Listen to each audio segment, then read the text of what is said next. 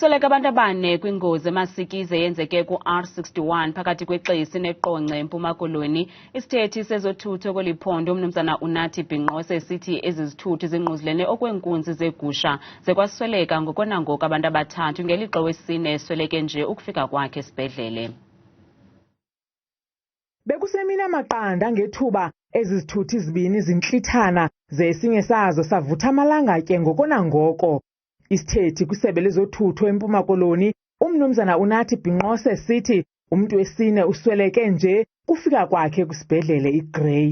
Isithuthi sehlobo lwe-Polo Vivo besinomqhubi nje kuphela sithe santlithana kweenkunzi zegusha nesithuthi seToyota Cruiser le ibinabantu abathathu ababini kubo baswelekele kwindawo yexhwayelo logama omnye esweleka xa efika esibhedlele eGrey.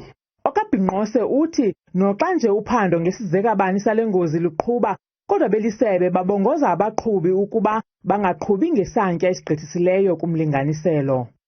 Phatha usebe lezothutho umnumzana Koloni ngathi ugqithisa amazwi uvelwano angazenzisiyo kwezintsapho zohlelo elife elimnyama.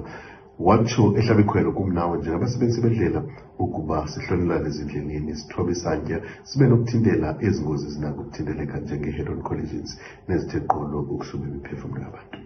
Nangona kungekho muntu usindileyo kobu butyobo kodwa kuvulwe ityala lokubulala ngokungenanjongo.